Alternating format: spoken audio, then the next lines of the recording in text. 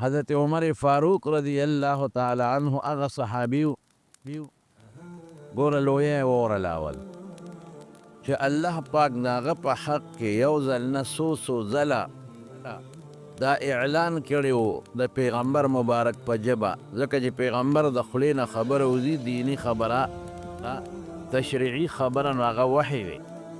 وما ينطق عن الهوى ان هو الا وحی یوحى. نو رسول الله مبارک د خولې نه الله یو ځل نه څو ځله دا خبره ویستلې ده چې عمر فی الجنه، چې عمر جنتی دی. د احد په غر باندې نبی کریم صلی الله علیه وسلم ولاړو او دا غر وګړزید، زلزلې وکړه. نو حضور پاک د خپه مبارک اوچته کړه، د غر لیره وبروله، وی اسکن احد غلی شه فقلار شه انما علیک نبیا، یو انما علیک نبی یو در باندې پیغمبر ولاړ دی، و صدیق یو ابو بکر صدیق ولاړ دی، و شهیدان دو در باندې جمدی شهیدان ولاړ دی. او جمدی شهیدان څوک؟ یو حضرت عمر فاروق ته اشاره و بل حضرت عثمان رضی الله عنه. یو بل موقع باندې رسول الله صلی الله علیه وسلم یو باغ کې ناسته او د حضور پاک یو صحابي دی، هغه وایي نن به زه د رسول الله مبارک د دربان او د خادم سعادت حاصلوم چې زه د هغه نن خادم شم، بواب دروازه باندې ودرېږم.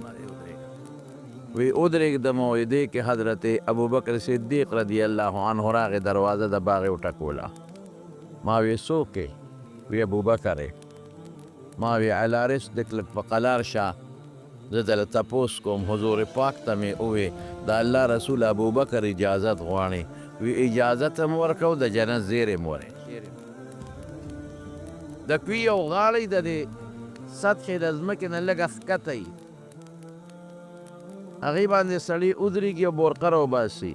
قف ورته وایي په عربۍ کې. وی حضور پاک د کوي په غاړه باندې ناست و، ګربي و نخبې مبارکې کوي ته ځوړندې کړې وې. حضرت ابوبکر صدیق راغی او خوا کې ورسره حقه غاړه کې کېناستی. لږ ساعت پس بیا دروازه وټکېدله. ما وی په قلار شه تپوس ته کوم. ما د حضور پاک نه تپوس وکړو چې د الله رسول عمر د اجازت غواړي. وی اجازت هم ورکه او د جنت زیری م وله ورکه. حضرت عمر فاروق رضی الله عنه راغی او ګس طرف ته د رسول الله مبارک نه هم د کوي په غاړه کې کېناست. څومره لویه خبره ده، څومره لوی منقبت دی، دومره لوی سړی دی چې رسول الله مبارک دا خو ما صرف دا دوه خبرې درته وکړې، ډېر کرته بار بار نبی علیه السلام حضرت عمر فاروق د جنت خوشخبري ورولې ده، او بلکې دی ورته فرمایلی دي چې عمر ستا د جنت محل ما لیدلی دی. جنت ته چې لاړ شم، لاړم یو ډېر اعلی او قیمتي محل و. مې دا څوک دی؟ دا د چا محل دی؟ وی دا قریشو کې یو کس دی او د هغه د مې زه قریشي یم که نه. وی چې دا د محمد صلی الله علیه وسلم د امتی محل دی، مې زه محمد یم که نه صلی الله علیه وسلم، زما څوک امتی دی؟ وی دا د حضرت عمر محل دی. وی زړه مې وغوښتل چې وردن نه شمه. وی عمر ستا غیرت را مخکې شو. عمر خو ډېر غیرتي و، نو یې کور ته دننه نه شومه. حضرت عمر د خوشحالۍ نه وجړل. وی د الله رسوله ابکه اغار یا رسول الله، زه به په تا غیرت کوم چې زما کور ته بې زما د اجازت نه ولې وردن نه شوې. اوهو چې زما دې کور ته خو دننه شوې. دا ډېر لوی منقبت دی صاحب. داسې بادشاهي الله ورکړې وه حضرت عمر له چې 22 لاک او تقریبا 50,000 څه د پاسه مربع میل علاقه د حضرت عمر په زمانه کې فتح شوه. لوی لوی ګډ ګډ چې هغه خلکو به ځان ته سوې او لوی بادشاهۍ وې، لکه نن چې د امریکې او د روس ته دا ټولې فتح شوې او اسلام ډېر زیات خور شو. د حضرت عمر د نوم نه به خلک رپېدل. داسې بادشاهي یې وه. او د انصاف بادشاهي یې کړې ده. قسم په خدای چې کم سړی یې ګورنر مقرر کړی دی واورئ او کم سړی یې قاضي مقرر کړی دی او کم سړی یې د زکات چیرمین او مشر مقرر کړی دی کم یې د پولیس مشر مقرر کړی دی. د پولیس دا نظام د حضرت عمر زمانه کې شروع شوی. مخکې د پولیس نظام نو یو خلک به هم به جهاد زتل هم به دننه امن برابرو. زه دا چلو که چې نه یو نظام به جوړو چې هغه دننه اندروني په خلکو کې امن راول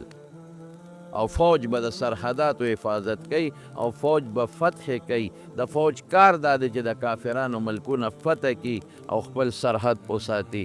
د دوی کار د دننه سره نه تعلق نه لري. دننه بل فورس جوړ کړو د پولیس فورس. دا حضرت عمر جوړ کړی رضی الله عنه. د ډاک دا نظام هغه زمانه کې خو ټیلیفون وغیره نو دا حضرت عمر فاروق رضی الله عنه فعال کړی. ځای په ځای کوټې جوړې کړې ډاکخانې چې ورته وایي او د ډاک دپاره خلک برتي کړل ډاکیان چې ورته وایي او هغې له اسونه ورکړل اوښانې وله ورکړل د بیت المال نه د هغې د خوراک تنخوا انتظام یې وکړه چې تاسو به ډاک د یو ځای نه بل ځای ته رسوئ. ځای په ځای خطونه به ډېر په اسانه رسېدل. داسې خو چې خط د مکې نه یمن ته وړې خو یو میاشت مزل پې لګي. بس خط به یې ورکړه او 15 کیلومتره به بل ځای کې ډاکخانه وه ده به هلته یوړو. هغې نه به بل سړی راغی هغه به هلته یوړو. د ډاک سیسټم ده جوړ کړو. د پولیس سیسټم ده جوړ کړو. بیت المال خو د مخکې نه و خو بیت المال ده ښه زبردست طریقې سره فعال کړو او بیت المال ډک شو د پیسو نه. غریبانانو کونډو له زبردستې پیسې ورکړې او بعضې ځایونه چې کومې به فتح شو نو هغه د بیت المال دپاره پرېښې وي چې دا به د بیت المال یا که د بهر نه څوک غریبانان مسلمانان هجرت وکړي دا به د هغوی شي. یو عجیبه نظام یې جوړ کړی. زبردست نظام نو عدل او انصاف یې څومره دی چې کوم یې ګورنر دی کم پولیس چیف دی افسر دی کم د ډاکخانې مشر دی کم قاضي دی کم د زکات او د عشر چیرمین دی هغوی ته اډر ورکړی چې تاسو به څه کوئ. واورئ ښه تاسو به یو نری جامې نه اچوئ غټې جامې به اچوئ. نری جامې قیمتي وي او غټې جامې ارزانې وي نو تاسو به ډبلې غټې جامې اچوئ. دا نری لباس دا قیمتي لباس دا به بالکل نه اچوئ. نمبر 1. نمبر 2 اعلی ترکی اس چې په هغه زمانه کې اعلی اسو په هغې به سورلي نه کوئ. نن سبا خو چې زمونږ کوم منسټر صاحب حلف اخلي نو شیرواني ځان له جوړه کړي. قیمتي شیرواني او قیمتي جامې. ولې زه وزیر جوړېږم زه دا حلف اخلم په اعلی قیمتي په صدر کې او په یو ځای بل ځای کې قیمتي اعلی جامې ځان له جوړې کړي. حضرت عمر څه اډر دی چې اعلی جامې به نه اغوندې د غریبۍ جامې به اچوي. دا تاسو کې قبر پیدا کړي. چې کوم ځای کې غریب سړی راشي تعالی او ستا جامو ته وګوري د هغه به له خوري. اوهو چې داسې زما زویم دا ګورنر وي دا وزیر وي نو څه خبره وه څونه ښایسته جامې اچولی دي. دا به نه چې غریب سړي ته دا احساس را نشي چې زما جامې کمزورې دي او چې مالدار راشي او تا ته وګوري هغه ته ځان کچه ښکاره شي چې دا ما کومه قیمتي جوړه اچولې ده او زما وزیر صاحب او زما ګورنر صاحب کومه کمزورې جوړه اچولې. نو یو شرط پکې دا و چې جامه به کمزورې اچوې د غریبۍ جامه قیمتي جوړه به نه اچوې. دویم شرط سره اعلی اس باندې به سورلي نه کوي. ترکي اس اعلی اسو په بیکاره اس به سورلي کوي. نن څه چل دی زمونږ وزیر صاحب لا حلف نه اخیستی چې جاپان نه قیمتي ګاډۍ وله مخکې نه ولاړې او هغه لنډ کوزرې او هغه ګاډو کې ګرځي چې غریب سړی په هغې کې ګرځېدی نه شي. حکومت پیسه ټوله په دې ولګېده او خدای قسم ټوله پیسه په دې ظالمانو ولګېده. حلف چې اخلي قانون دې تپوس دی وکړه او ګورنر صاحب دا وزیر اعلان او د وزیرانو نه حلف اخلي نو د 15 10 ګاډو اډه د مخکې نه وکړي نو جاپان نه ولا اعلی ګاډي راشي. ولې وزیر صاحب اوس حلف اخلي دی کې به وزیر صاحب کښېني. وزیر اعلی صاحب له قیمتي 100 ګاډي راشي دی د پروټوکول ګاډي دی او دی د پولیس افسر ګاډي دی او دا د ده ګاډي دی د سیکرټري ګاډي دی. پیسه ټوله په دې لاړه او چې په لاره روانې پونګي مخکې وروسته روانې ټول نظام چې وزیر اعلی کوم علاقې ته ځي چې ګورنر راځي او چې صدر صاحب راځي وزیر اعظم صاحب راځي توبه وباسه ټول نظام مفلوج. لارو کې ځای په ځای پولیس والا ولاړې غریبانه سهار نه ماښامه پورې په ډیوټۍ کړي. ولې ده باندې څوک حمله ونه کړي څوک هلکه څوک څه وایي ورته لرې که مړه په د څوک څه کوي وایي چې پرون وزیر نو د خلکو د غم خادوله به نه ته په دې کوڅو کې به نه ګرځېده نه صاحبه دا خو دوی سړی شو که نه د قوم څونه پیسه پې تباه شي او غرقه شي دا پولیس والا په دې لارو کې غریبانان ولاړې سهار نه تر ماښامه پورې ډوډۍ د غریبانانو نه او ولې خو صاحب را روان دی گورنر صاحب را روان دی وزیر اعلی صاحب را روان دی او زه په دې ډي سي او اے سي او پولیس افسرانو د ټول مړه خدای ته وګورئ لړکا د چا په سینه کې د خدای قرآن پروت دی د غاړو عزت نشته د چا په سینه کې د رسول الله مبارک حدیث پراته دی او د چا په مخ د پیغمبر ګیره د په سر یې پټ کړي په خدای که څوک عزت هم کوي بلکې هغه دې مار لټۍ په ګاډو کې اورېږه تلاشي د لاله ګیره ولا ګوري په دې ګیره کې د سنې پټ کړي الله اکبر دا پروتوکول چین ترقي په دې وکړه چې صدر یې په سایکل ګرځي چین ترقي په دې وکړه چې وزیر اعظم یې په سایکل ګرځي د دې ترقي نه کېږي په دې د قوم پیسه غر کېږي نو د حضرت عمر دویم قول سو چې اعلی اس ترکي په هغې به نه ګرځي په عام اس به سورلي کې دا دویم شرط نمبر دریم شرط به دې سي په دروازه به دې څوکیدار نه ولا چې هر سړی کم وخت ضرورت وي چې تا ته هر وخت را رسېدی شي څوکیدار مني دلته سي یو دی څوکیدار دی په چا خاطر ګاډ جمع کړه د کوم ځای نه راغلی د جرمني نه راغلی مګر خو د پاکستان کس دی که نه گورنر صاحب سره کار دی وزیر اعلی صاحب سره کار دی صدر صاحب سره کار دی منسټر صاحب سره کار دی که نه یو دی شناختي کارت بل ځای جمع کوه تفتیش کوه صاحبه هغه رسیدونه در پورې مه ږه چې ته خدای خبر څه شی دی ځان سره نه دننه کړه مونږ د دې یو وخت کې مشرف اوس لاړ مړ شو دا چې سړی مړ شي دوا به ورته کوو خدای دې وبخي د پاکستان صدر هم پاتې دی او د پاکستان دغه هم پاتې دی جرنیل هم پاتې دی بس انسان چې مړ شي خدای دې وبخي موږ به سوال ورته کوو باقي هغه پیښه خپل عملي پیښه نو موږ ورسره یو ځل ملاقات له تلي اوسید نو چې لاړو خو نو چې هغه کم لټون او تفتیشونه یو ځای لټونه نو بل دی لټون نو بل دی لټون دا موږ د دې خیبر پښتونخوا د اسمبلی ممبران او دا ټول ترې وزیران نو بیا چې هغه کور ته یې ورلو که نه نو سپي راوستله غیره نه تاول په هغه سپي یې بونیولو چې دوی سره څه شته او که نشته یا خدای بې خو بس مخصوص سپي و هغه هر چا را تاوېدل لا تاوېدل او صاحبه بیا چې مونږ سره ملاقات هم وشو نو څلور پوجانو یو شاته یو مخکې یو ښي طرف ته او ګس طرف ته اخوا دېخوا کېدل هلکه مونږ خو سره خو څه وسته نشته تاسو د مرۍ نه نیسي د خدای ظالمه دا څه په غم دی دا نسته کړی دا ټول په غم استه دي په سوچ کې پراته دي په ټینشن کې پراته دي چې د شپې څوک حمله ونه کړي په ګاډي څوک حمله ونه کړي دروازې ای غریبانانو مسلمانانو په خدای مې د قسم چې تاسو ډېر ښکلی ژوند تېر کړ ښه شته په خپل پټي کې د ګنو په فصل کې دننه ولاړې پروا دې نشته د شپې او بخور له روانې چارې دي په اوږۍ پروا دې نه دی خو دې راشي د شپې او بخور له ځه دی خو یې د شپې یوازې په دې لاره باندې وګرځي هر وخت یې په زړه کې دغه ناست دي دا څه ورته وایي په دا خېټه کې خوله مې بل طرف ته ځي په دا خېټه کې دننه ګیدړ ناست دي او په یاره کې پروت دي چې خدای پاکه څوک مې مړ نه کړي د ښځې نه هم یېرېږي د اوښې نه هم یېرېږي او د رور نه هم یېرېږي لرې که دا ژوند مې نه دی خوښ ښکلی ژوند زموږ ستاسو دی الحمدلله نو بل شرط دا چې دروازه باندې به څوک نه ودرې چې څوک کم وخت راځي او د چا څه قسمه مسئله نو نه ډایرکټ به راځي بل شرط یې د چا دعوت له به نه دی څوک دله ډوډۍ وکړي نه به ځي د ده به څه کاري دا یو رشوت دی تاله درکوي نه به خوري عام دعوت کوي لکه تا ته مو یو نورو خلکو ته هم هغې ته تللی شي خو خاص دعوت له به نه دی خاص دې ته وایي چې ورته پته وي چې دا وزیر صاحب راځي ولیکم او که دې نه راځي بیا نه د چا هدیه به هم نه قبلوي څوک دله تحفه راوړي که نه د ده به څه مسلې د رشوت کې دله راوړه که داسې یو سړی و چې د مخکې نه به دله تحفې راوړې اوس هم دله تحفه راوړه نو هغه تحفه ته قبلوه ګڼي تحفه به هم نه قبلوي او بیا به څه بیا چې به کله دا احتساب دا د محتسب سیستم هغه جوړ کړی چې کله به د وزارت نه جدا کېده نو بیا به یې راغوښتې وایه که نه چې ته مې وزیر لګولې څونه مال دی اوس دې څونه مال دی حساب بیا ورسره وکړه نو چې هغه مال بیا چې د وزارت نه مخکې به څومره اوس هم هغه دی دغه تنخواګانې اخیستې دي په هغې کې ځان له څه زیاتې کړې ټیک ته او باقي چې به څومره بیا یې غونډ واخیستل بیت المال کې به جمع کړل دا د حضرت عمر انصاف او دا زندگی خپل هم ده عمل لومبی په خپله کوي. نن سبا خو زمونږ وزیر د بل احتساب کوي، خپل نه کوي. چې خپل پرې راشي محتسب هم ډغره ورکړي، ځه وایي ته د ما حساب کتاب کوي.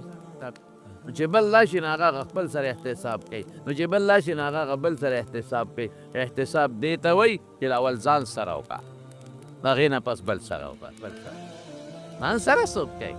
دا چې کوم په غټو غټو کورسو ناست دي او ستا د حساب کتاب کوي او ستا د قاضیان مازیان او دا لوی خلک دي، په خدای که هغوی ته څوک کشم کولی شي، د هغې ګاډي له څوک لاس هم نشي ورکولی چې دې ګاډي کې څه شی دننه روان دی. دا نه دی، دا قانون نه دی.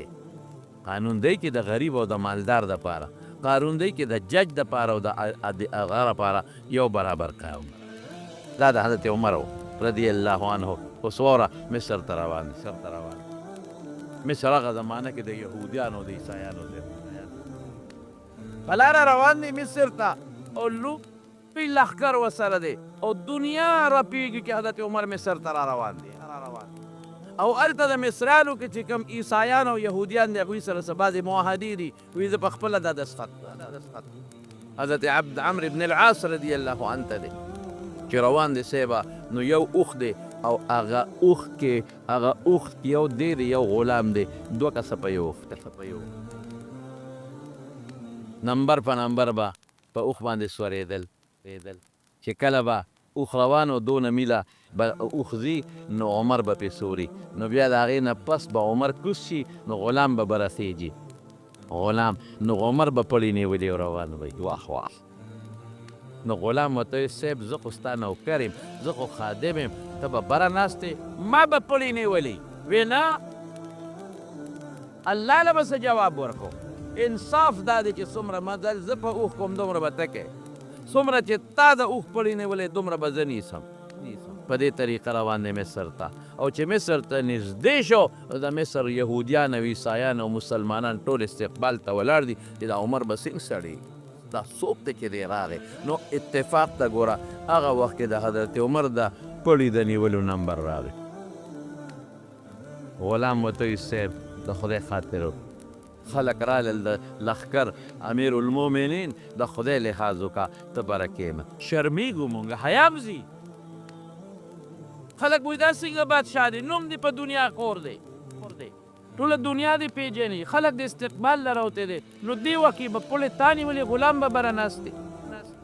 ټولو مسلمانانو پوزه ښکته کېږي، موږ رسوا کېږو، موږ شرمېږو. د خدای خاطر وکړه، مهرباني وکړه، ته بره کښېنه. غلام به پړې نیسي او غلام منتونه کوي چې صاحب زما دپاره شرم دی، بېعزتي د خلک وایي غلام بره ناست دی، امیرالمؤمنین پړې نیولې دی. آها وایي ټیک شوه، دا خبره خو دلته د بېعزتۍ ده، خو قیامت پر ورځ به خپل رب له څه جواب ورکړي. دا غلام هم د خدای بنده دی، فهم زم د خدای بنده یم، داسې نه کېږي. زما نمبر دی د اوښ د کوزېدو پړی به زه نیسم او غلام ته یې خېجه بره، غلام یې بره وخېجه او چې روان دي او وردننه شو استقبال دی. نو د یهودیانو عیسایانو چې کم خلک و ملایان هغوی کتابونه راغشتي دي او د آخرې زمانې د پیغمبر د دویم ملګري حالات یې کتلي دي چې عمر کم یو دی. هغې سره دا ټول په کتابونو کې موجود و. دوی چې بره وکتل اوښ ته چې غلام ناست دی، وایي هغې ته خو پته وه چې دا پلانکې نمبر اوښ د عمر دی. وی کتل وی دا ستاسو د پیغمبر دویم خلیفه نه دی چې دا بره ناست، دا نه دی. هغه خلکو ورته وی خلیفه دا بره نه دی، دی غلام دی. دا چې پړی نیولې دی لکه د مزدور په شان او د اوښ نه مخکې روان دی، دا امیرالمؤمنین عمر دی. چې د هغه شکل ته وکتل، هغې وی والله د پیغمبر دویم خلیفه هم دا دی او دا امیرالمؤمنین عمر فاروق دی. دې ته دیجیو دا کار تبې کړی. د حضرت عمر دې حالت ته خلک ګوري ایمان راوړي او صیبت کمیس یې په کجاوه کې نښتی و، د اوښ په هغه شي کې شلېدلی و. نو چې هلته لاړ نو ګورنر ورته وایي عمرو بن العاص رضی الله عنه نوې جوړی وله راوړه. وایي صاحب دا جوړه واچوئ. وی ولې؟ وی استاد سره د یهودیانو او د عیسایانو مشران راځي ملاقات کوي. نو په دې جامو کې خو دا شلېدلې دي، ټوکړې دې ورته لګولي، جامو ته ټوکړې لګولي. او اوس ته په اوښ نه چې کوزېدې نو لمن دې لا بیله شلېدلې ده پلو بیله وې ځان دی واه واه خلک وایي دا څنګه امیرالمؤمنین دی دا اعلی جوړه واچوه نو چې هغوی تا سره راشي ملاقات وکړي او ورته څه وایي وی کفا بالایمان زینتن وی د ډول شی جوړه نه ده د ډول شي ایمان دی ایمان سړی په ایمان ډولې ښکاري او د ایمان په آثارو ډولې ښکاري په جامه سړی ډولې نه ښکاري د ایمان اثر دا دی چې دا جوړه چې دا تا ماله د بیت المال ده زما خپله دا جوړه شته دی که دا شلېدل رسول الله صلی الله علیه وسلم غوندې شخصیت حضرت عایشې صدیقې رضی الله تعالی عنها یو څادر دوه راوړل او صحابو ته داسې مخامخ وښول وی ای صحابو دې څادرونو ته وګورئ چې ویې کتل هغې ته ټوکړې لګېدلې دي هغه شلېدلې وې او هغې ته پستن تار ټوټې لګېدلې وې وی ای صحابو دې څادرونو ته وګورئ زما دې د الله په ذات قسمې د پیغمبر د خدای د محبوب مصطفی روح په دې دواړو څادرونو کې قبض شوی نه څادر صاحب ایمان دې ته وایي حقه شلېدلو جامو کې چې لمن ته ځوړنده د شلېدلې ده د یهودیانو د عیسایانو خلک راځي او چې عمر ته ګوري چې د روب د دبدبه امیرالمؤمنین لوی سړی او دا د شکل دا انصاف د بیت المال یو جوړه دې نه استعمالوي دلادل خدای پاک په دغه ایمانی زینت او د حضرت عمر په دې عاجزۍ باندې د دنیا کافرو ته ایمان ور نصیب کړ لوی سړی دی لوی سړی لیکن دغه حال ده او چې کله ته ساه وخیږي او قبر وفات کیږي نو بچي ته وصیت کوي بچي زموږ قرضونه څومره دي امیرالمؤمنین زموږ څونه قرض دی په موږ باندې بابا دومره قرض دی وی وګوره که زموږ څه مال مالي اوله خرڅ کو زما قرض پې خلاص کا او که چرته زما په مال باندې زما قرض پوره نشو نو بیا ګورې زما د خاندان نه پیسې وغواړو زما قرضونه خلاص چې ستا بادشاه چې ته ریټیر کېږي عمري ورشه مربی یې ګوره ورشه بنګلې یې ګوره په بار ملکونو کې بنګلې ګوره دا حل دی حضرت عمر د دنیا نه ځي او قرضدارې لاړ دا ژوند دی د حضرت عمر فاروق او انصاف تقاضا څه ده د روم یو بادشاه راغی مسلمان شو جبلنم د روم بس حضرت عمر دون عزت ورکړه چې په خپله ورسره عمرې له لاړ په خپله زه چې زه راسره عمرې له ځم لکه د بهر نه یو سړی راشي او ته ولې عزت ورکې داسې پروټوکول یې ورکړه زه راسره عمرې له ځم د روم هغه بادشاه جبله سره چې عمرې له لاړل طواف کوي د طواف دوران کې یو غریب سړي طواف کو هغه د هغه جبله بادشاه په لنګ باندې خپه کېښوده د هغه نه لنګ پرېوت خپې پې کېښوده ځمکه باندې راښکې شو هغه خیال نو خپې کېښوده چې هغه جبله قدم واغېست لنګ ته لاړ به د جبله لاس اوچت که او هغه بانډیسي یې په دا مخ و فرش یې مانه د لنګ وغورځو زه دې بې عزته کړم هغه وی صاحب مخ خو نه دی غورځولې تا ولې ځان پسې راخته تا به لنګ اوچت کړی د مخ به پې نه راتله که نه بس دا انصاف حکومت دا نه ده که د دې زمانې حکومت دی چې غریب سړي له جیل شته غریب سړي له پانسي شته مالدار که هر څوک یې هغه دپاره اسم نشته داسې نه ده داسې نه دا قانون دی پانډیسي وي ښه ظلم نشي کولی ته خو د روم بادشاه او که هر څه دا د مسلمانانو بادشاهي دی او حضرت عمر امیرالمؤمنین دی معنی څپېړه استرا والله که دې پرېږدم لاړ حضرت عمر ته درخواست وکړه استغاثه وکړله اف آی آر درج دې سړي زوالی حضرت عمر فاروق رضی الله عنه ورته وایي چې هلکه خیر دی بنډیسیه معافی که میلمه دی او راغلی دی او مسلمان شوی دی او بادشاه دی او پروا نشته دی خیر دی تا دې څپېړه وایسته الله به اجر درکړي هغه له خو ما تا ته پته نشته څونه عزت ورکړه زه ورسره په خپله ما ورسره عمره وکړله باندې څه وایي امیرالمؤمنین که ته زما انصاف نه اخلې نو د قیامت په ورځ به د حضور پاک په مخ کې الله ته بیا شکایت کوم چې عمر مال انصاف نه دی غوښتی اوس خوښه دی خپله چې په سپېړه والي ما خو قصدن پلنګ په نه دی ښود که ته درنه انصاف دلته نه هلې بس ما اخله خو ما سره ظلم شوی دی زه به د قیامت په ورځ د خدای دربار کې بیا تا راکاږم د رسول الله مبارک په مخ کې چې د مال انصاف نه دی هغې څنګه حکومت و چې دی وي عمر په رپېدو نه خدای ته وګوره بادشاه راوغوښت جبله وی تا دله سپېړه ورکړې ده وی وی ولې وی د زما پلنګ پکې ایښود او ما قدم واغېلن نو ده خو قصدن نه دی ایښودی که خیر د خبرې زموږ اسلام ته مسلمان هغې ښه په اطمینان پوهې که ته مسلمان د دې به تا نه الله تپوس کوي که نه مخکې خو ته عیسایي اوس خو مسلمان شو ظلم به نه کوې په اسلام کې په غریب ظلم نشته په اسلام کې یو انسان د مخ په سپېړه وال شته دی نه نو الله به درنه تپوس کوي قیامت په ورځ باندې ته مهرباني وکړه داسې وکوه زموږ قانون خو دا دی چې دې تا نه بدل والي اوسو نو ته خو ډېر لوی سړی مسلمان چې موږ ستا قدر کوو عزت کوو خو دا باندې سې رضا کړه چې دا دې معاف کړي مونږ خو یې رضا کوو خو نه منې نو ته ورته ووایه خیر دی معافي ورته ووایه انګریزان وایي ساري ورته ووایه معافي ورته ووایه چې دې معاف کړي هغه وایي ښه زه ترې معافي غواړم وایي دا خو اسانه خبره ماله په اسلام کې د یو دوه درې ورځو اجازت شته وایي او دوه څلور پنځه هر څو ورځې چې وي تا له اجازت دی بس غریب سړی دی ورته ووایه چې بس معاف دی کړي نو خبره به خلاصه شي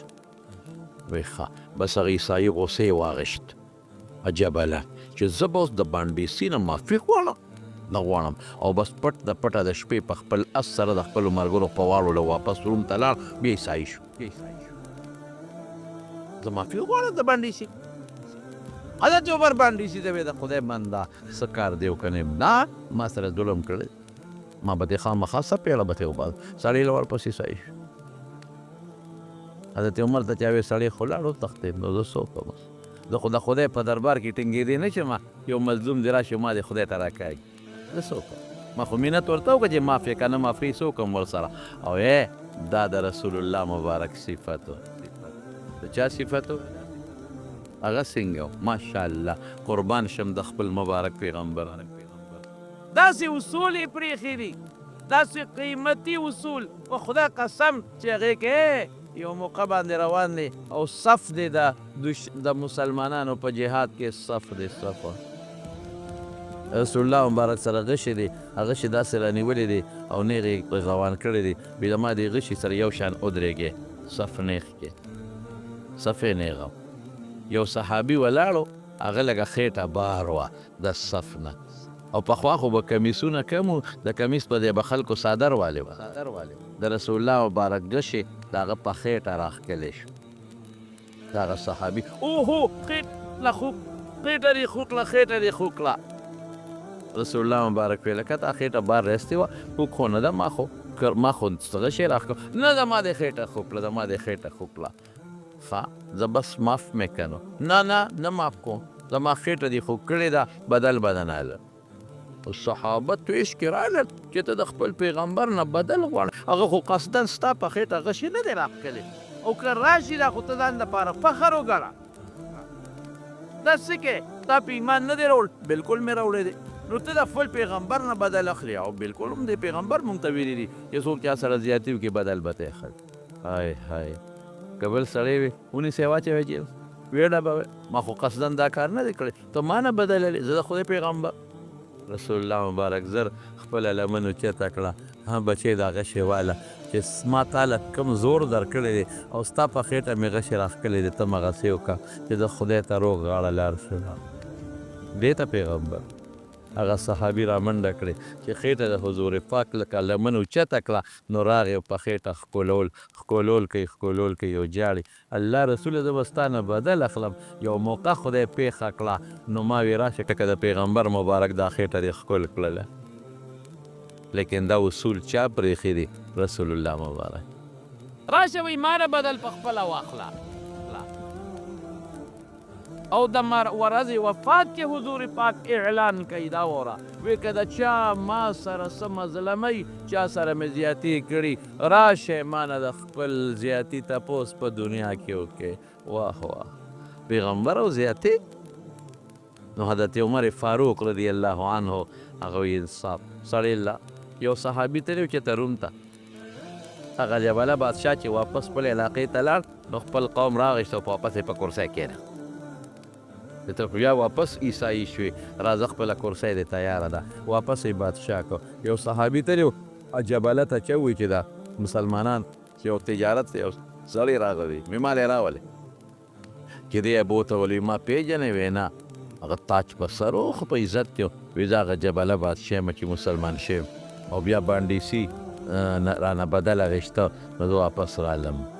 خو صاحب دا خو دې غلطي وکړه خیر دی بانډیسۍ به راضي شم نه زه به بانډیسي نه بده وی اوس دې څه حال دی او صحابي ورته وایي وی قسم په خدای چې هغه څو ورځې مې په اسلام کې تېرې کړي دي او زما په زړه کې کوم خوشحالي او سکون و قسم دی که په دې بادشاه کې هغه شته نو بیا مسلمان شکن وی مسلمانېدو ته مېړه کېږي خو په یو شال اوس به خلک وایي چې نن عیسایي شوې سبا مسلمان شوې بیا عیسایي بیا مسلمان خلک را پورې خاندي نو که عمر ما له لور راکوي نو عیسایي مسلمانېږم خلک زه به دا ویم چې عمر غوندې سړي ما له لور راکړه زه دا بادشاهي پرېږدم او زه مسلمانېږم نو هغه صحابي ورته وایي که زما لور غواړې خو حاضره ده او دا عمر د لور خو اختیار ما سره نشته وی لاړ شه تپوس ترې وکړه وی ډېره ښه روم خو ډېر لرې مزل و چې راغی حضرت عمر ته یې وی هغه سړی خو واپس مسلمانېږي اسلام ته اړه کېږي خو د شرم د وجې نه راځي او وی که عمر راله لور راکوي وی زما یو لور ده چې څومره دي قربان د اسلام نه اسلام هله زر راځه سامان دې کېږده واپس لاړ شه ورته ووایه چې راځه مسلمان شه د عمر لور حاضره ده همو صحابي چې واپس لاړه روم ته او هلته ورسېده نو چغې وې او لارې کوڅې ډکې څه چلو شو وی هغه جبله بادشاه مړ شوی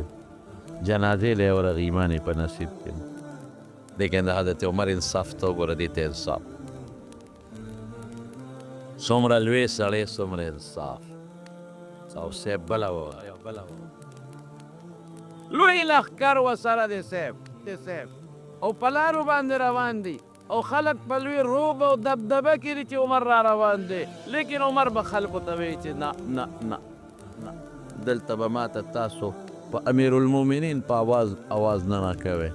زما په نفس کې کبر پیدا کېږي لوی پیدا کېږي خیر واقعات یې اوږده دي زما ورونو ما خو یو څو جلکې درته ووایي دې دپاره چې تاسو ته پته ولګي چې څومره لوی سړی څومره عاجز دي مونږ خلکو کې لږ هم لویي پیدا شي که نه نو بس بیا په خبرو کې داسې خبرې کوو چې دا بل هم د نظر نه څه نه راځي په چال کې په جامو کې په ګرځېدو کې په بل څه کې نه عاجزي به کې اخري وخت کې په بازار کې روان دی د مغیره ابن شعبه حضرت مغیره رضی الله عنه یو غلام و فیروزي نوم او ابو لؤلؤه باندې مشهور ابو لؤلؤه او لوور نو پخوا به خلکو دا غلامان واخیستل نو په هغې به کار کو پې دونه پیسې ګټه ماله به دروازې دومره راکې به اخیسته نو هغه لګیا دی هغه خپله لواري کوي نو حضرت عمر ته راپاڅېده او مجوسي و د اور عبادت والا وی امیرالمؤمنین زما مالک زما نه ډېرې پیسې دروازې غواړي زما مالک ته لږ نصیحت وکړه چې په ما دا شی دا اجاره لږه کمه کړي حضرت عمر صاحب ورته وی څونه دنه غواړي وی دومره وی مړه دا خو معمولي شی دی ته خو ډېر زبردست کار کې ته خو له دې نه زیاتې ګټلی شي بس هغه غلام په دې خبره غوسه شو وی تاله به مې یو جرنده جوړه کړه هلکه څه چلو شو چې تا ته یې دا خبره وکړه سپېره بس هغه یو چاړه جوړه کړه دوه مخي دي او هغې چړې له یې د زهر اوبه ورکړې او د سار منزل راغی د حضرت عمر چې به کوم ځای ودرېده شاته ودرېده حضرت عمر فاروق رضی الله عنه آواز هم خشته او عموما به یې د سار په منځه کې د صورت یوسف تلاوت کو عموما او صحابه فرمایي وی د صورت یوسف تلاوت به کو او جړل به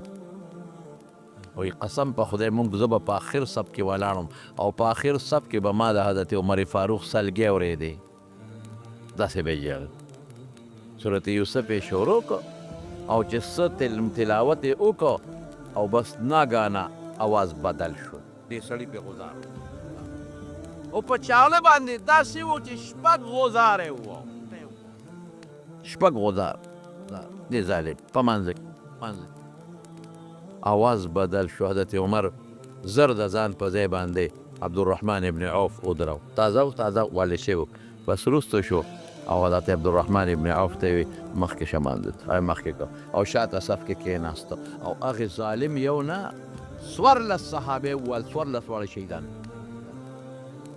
او بیا صحابه و ګیرو چې څوک چا به ګیرو بس غزار به یې پرې کو بیا یو صحابي سره یو کوټ هغه کوټ یې پې د پاسه ور واچو بس هغې کې ګیر شو نو ځان یې لالو او بس بچ شو صحابه و گرفتار کو او بویت عبدالرحمن ابن عوف رضی الله عنه مختصر منځ وکړ ډېر مختصر وروستو صحابه وایي چې ګڼه ډېره وه نور پوه نه شو خو په دومره پوه شو چې عمر اواز نه د بل چا اواز شو منځ شو حضرت عمر فاروق رضی الله عنه اوچت که او کور ته یې یوړه او لومبې تپوس کوي چې وویل من قتلني چا مړ کړم وی هغه د مغیره ابن شعبه غلام هغه مجوسی وی هغه لوره وی او څه وی وی الحمدلله چې زما مرګ د مسلمان او د منځګزار په لاس زما وینې توی نه شوې د کافر په لاس زما وینې توی شوې چې زما په مرګ کې یو مسلمان او یو منځګزار اهل قبله هغه زما په وینه ککړ نه شي او یې سوال به یې کو د خدای نه اللهم ارزقني شهادة في سبيلك خدای مال شهادت راکې واجعل موتتي في بلد رسولك او زما مرګ د پیغمبر په ښار کې وکړه چې هم دلته په مدینه کې زه مړ شم ساره نوځي او شهیدم شمه نو چا به ورته وي دلته څنګه شهادت غواړه شهادت خو هلته کې دشمن سره کافر جنګېږي کافرو سره مسلمان جنګېږي هلته غواړه وایي که خدای غواړي دلته به مې شهیدم کې او دا مرګ به هم د دې ځای راکړي حقه دعا قبوله شي شکر دی چې د اهل قبله او د یو منځګزار د لاسه مړ نه شو وی دې ظالم ته خو ما سمه خبره کړې بیا څه وی وی منځ شو د منځ دونه اهمیت دی وی او صاحب منځ شو نو ولې جوس راوړل د اوسکو جوس چې دا واله نو چې هغې په خولې ور واړول نو په دې خېټه دې بار راووتل شپږ غزاره والې شوې دی پورې را پورې د چاړو تېره بس صحابه پوه شو چې د یو جمدې نه پاتې کېږي نو بیا څه وایي وایي وخت د مانځه باقي دی وي او حضرت عبدالله ابن عمر ته وایي زوی ته بچې شابه اوبه راوړه هغه اوبه راوړې هغه وایي ګنې د اوبه څکي وایي ما نیخ کې زه اودس کوم وایي بابا به تیمم ووه تا نه خو وینې بیږي تیمم ووه وی بچې ما ته دین مه ښایه ما د خپل محبوب مبارک پیغمبر نه دین زده کړی نو صاحب اودس یې داسې سړی معذور چې وینې ترې بیږي یا متیازې ترې بیږي دا بعضې ځان ته کیتیټر لګېدلي بس د هغه دپاره قانون دا دی چې په وخت کې اودس وکړي نو خیر دی که بیا ترې وینې بیږي په هغه وخت کې پرې مس کېږي نو چې اودس یې وکړه نو وي ما اوچت کې سملاسته وي ما کېنوې نو زوی ورته وي بابا په اشاره منځ وکړه خیر دی وی نه بچې ما ته دین مه ښایې ما له ډډه راکې نو مونځ یې صاحب په دغه حالت کې و مانځه نه پس څه وایي وی پړه کې مې یو سودا ده که دا خدای پوره کړي څه سودا ده وی د رسول الله مبارک سره د قبر مبارک سره خوا کې مې دفنېدل خو وخت دی چې هلته ښخ شو خدا عایشې بیبي کوټه ده نو زوی ته وایي عبدالله ابن عمر لاړ شه عایشې ته ووایه نو که اجازت یې وکړه نو ما له د خپل ملګري ابوبکر او د خپل محبوب مصطفی خوا کې قبر وکنه او که اجازت یې ونه کړه نو ما د مسلمانانو مقبرې ته یوس نو زوی یې لاړ حضرت عایشې له نو هغې جړل او سترګې د اوښکو نه پاکولې وی بابا مې رالیږلی ما او بابا مې داسې ارمان دی نو عایشه صدیقه ورته څه وایي وی عبدالله ابن عمر وی دا خو ما ځان له دا ځای خوښ کړی یو خوا مې خاوند دی رسول الله مبارک او بل خوا مې پلار دی ابوبکر زه به ورسره شم زه بس چې عمر یې غواړي نو بس دا مې عمر ته وبخه او زه به د نورو ملګرو امهات المؤمنین سره د مدینې په قبرستان کې دفن شم نو چې زوی راغی داسې په شوق ورته کتل چې څه سوال جواب به یې راوړي وی بچې څه سوال دی جواب دی راوړه وی بابا چې ستا کومه خوښه وه درته ځای وبخښه معاف یې کړه درته لی درته وبخښه پکې دفن شه. یاره وایي کیدای شي بچې دې وخت کې د جمدې ما نو حیاءن یې دا ویني او وړیني نو چې زه مړ شم او زما جنازه یوسې دوباره ترې بیا ګورې تپوس وکړې. هسې نه چې وړیني زما د مخه دا خبره کوي چې ساعت یې ووتله نو چې یو ویړه نو بیا د عایشې بیبي نه تپوس وکړو. هغې وایي زما له طرف نه اجازت دی. نو په هغه مبارکه کوټه کې د دواړو جهانو سردار آرام فرما دی، حضرت ابوبکر صدیق آرام فرما دی، هغې کې وله قبر وکنیس په هغې کې دفن شو. نو د پیغمبر مبارک پیشنګویي درسته ثابته شوه چې حضور پاک جومات ته راننوته نو په دې ښي لاس یې ابوبکر صدیق نیولی و دغسې او په ګس لاس یې حضرت عمر فاروق نیولی او صحابو ته مخامخ ودرېده. وی هاکذا نبعث یوم القیامت، وی قیامت په ورځ به موږ د قبرونو نه دقسې یو ځای پاسو. خدای شهادت هم ورکړ او د پیغمبر مبارک ګاونډ هم وله خدای ورکړ. څومره لوی سړی څومره عاجزي. زما وروڼو دا لوی انسان له څوک ورکوي؟ الله. دا عظمت مال د لویۍ ذریعه ده، دا خدای ورکړي. بچي د لویۍ د انسان د لویۍ یو سبب دی، بچي خدای ورکړي. بنګله او زیادات د لویۍ یو سبب دی، د دنیا لویي دا مونږ ورته وایو دا خدای ورکړي. روغ صحت او پهلواني دا د انسان د دنیا د عزت یو سبب دی، دا خدای ورکړی دی. نو آیا الله دا غشتي شي او که نه شي اغېستی؟ نو لوی پسې کې ته وایې زما صحت مضبوط دی او ټیټ دی او مټې وې په خدای قسم یو 2 منټه کې د خدای پاک داسې راپرځولی شي چې بیا به دله چل نه ځل. د دې خپې نه د کونټی جوړه شي، پالج به دې وي، خولې نه به دې ډیوه جوړه شي، لاړې بساسي، لاس نه دې سمڅی جوړ څه کې اوس؟ او ته وایې نه زما قوم دی مه کوه، زما بچي دي په یو ساعت کې درته راپرځولی شي.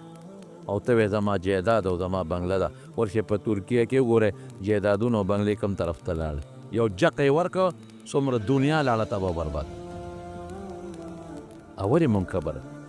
زه خپه یم د ترکیې په مسلمانانو، د شام په مسلمانانو. ایمان داري چې د مسلمان په دک کې به ځان شریکې، ایمان داري چې د مسلمان په غم کې به ځان شریکې او مسلمان به چې تکلیف راشي دعا به مو ورته کې. خو صرف یو خبره تاسو مخکې ږدم، هغه خبره څه ده؟ تاسو ته پته شته چې په ترکیې کې او په دغه علاقه کې به څه کېدل؟ ښځې به نیمې بربنډې ګرځېدې، نیمې بربنډې. تاسو ته پته شته چې جومات کې بل چا ویډیو لېږلې ده د ترکیې چې په جومات کې دننه دلته مونځ کېږي، دغلته ملا صاحب درس کوي او هلته ښځې او سړي او جینکۍ بربنډې نیمې بربنډې دا یو دی په جومات کې په کوټه کې پرتې دي. او ستا د صوبې یو پښتون یو ویډیو چلی چې قرآن شریفونه د ډیرانونو نه راوباسمه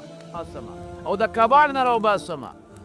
خلک یې دا زیاتي قرآن شریفونه غورځوي. وی لالم مولوي صاحب له چې مولوي صاحب دا قرآن شریفونه دي او دا په کباړ کې او په ډیران کې پراته دي، ما رایستې دي. مولوي صاحب یې دا ایکسپایر دي، دا د کار وتېري دی کې څوک تلاوت نه کوي. دا خیر دال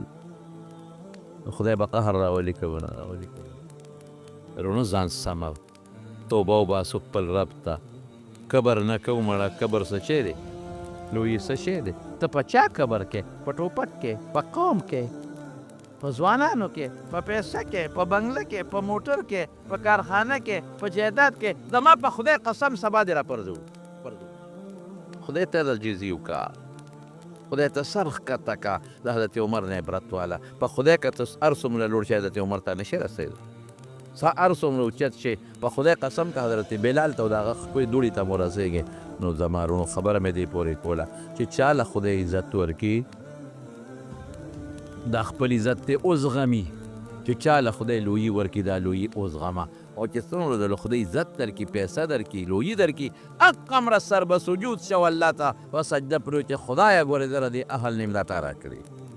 پروردګاره زه دې اهل نیم دا تا راکړي دي خدای. او لویي به نه کې، کبر به نه کې. مسلمان ته به په سپک نظر نه ګورې، ګاونډي ته به په سپک نظر نه ګورې، ملا ته او طالب ته به په سپک نظر نه ګورې، ښځې ته به په سپک نظر نه ګورې، او قوم ته به په سپک نظر نه ګورې، رور بی ته به په سپک نظر نه ګورې. د ذلت په نظر، د عزت په نظر به ګورې. خدای به